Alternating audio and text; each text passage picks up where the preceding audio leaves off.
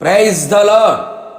విమోచకుడు బలవంతుడగు యేసుక్రీస్తు నామములో మీకు విమోచన, జ్ఞానము, పరిశుద్ధత, నీతియు అనుగ్రహించబడునుగాక. ఈ దినపు యేసయ్య జీవపు మాట యెషయా గ్రంథం 63వ అధ్యాయం 9వ వాక్య భాగం. ప్రేమ చేతను తాలిమి చేతను వారిని విమోచించెను. విశ్వాసమునకు కర్తయు దాన్ని కొనసాగించువాడైన యేసు వైపు చూచుచు ఎదుట ఉంచబడిన పరుగు పంద్యములో ఓపికతో పరిగెత్తుచున్న నా దేవుని ప్రియులారా, విశ్వాస సంబంధులారా, మన యేసయ్య మనలను విమోచించిన విమోచకుడై ఉన్నాడు. మన విమోచకుడు బలవంతుడు, సజీవుడై ఉన్నాడు. అందును బట్టి ఆయనకు స్తోత్రము కలుగునుగాక. శాశ్వతమైన ప్రేమను మన ఎడల కలిగి ఉన్న దేవుడు ఆయన. మన కొరకు రక్షకుడాయను. మన యావత్ బాధలో ఆయన బాధ నొందెను. ఆయన మహాకనికరము గల దేవుడు. ఆయన కనికరము మితిలేనిది. మన మీద ఉన్న మిక్కుటమైన ప్రేమ వలన, మితిలేని కనికరము వలన ఆయన మనలను విమోచించెను, విడిపించెను, విడుదల కలుగు చేసెను. ఈ దినమున విలువైన ఈ స్థితిలో మనం నిలిచి ఉండి ఉన్నాము అంటే అది ఆయన ప్రేమ తాలిమి మాత్రమే. మరొక ఆత్మీయుడా, ఆయన ప్రేమకు తాలిమికి ఎల్లప్పుడూ జీవితకాలమంతయు రుణస్థులమై నిలిచి ఉందుము. అల్పులము, అధములము, అభాగ్యులము, అయోగ్యులము, పాపులము, సాతానికి బందీలుగా ఉన్న మనలని తన ప్రేమ తాలిమి చేత ఆయన మనలను విమోచించెను.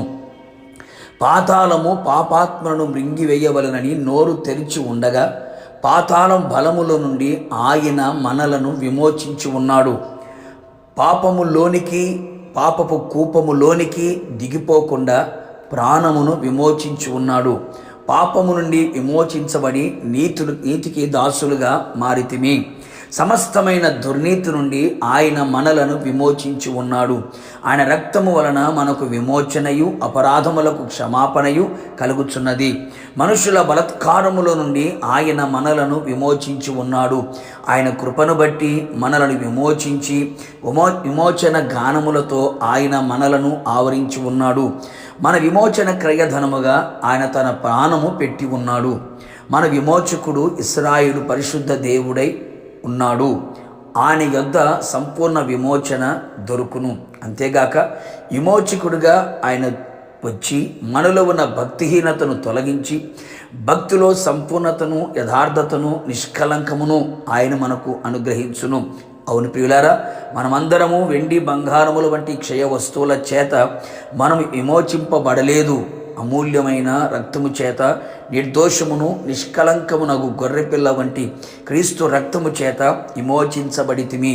ఇట్టి విమోచన మనకు యేసయ్య తన ప్రేమ తాలిమి చేతనే మనకు అనుగ్రహించి ఉన్నాడు. దేహ విమోచనము పొందిన వారమై యేసయ్యతో యుగయుగములు నిలిచి ఉందుము గాక. ప్రార్థన.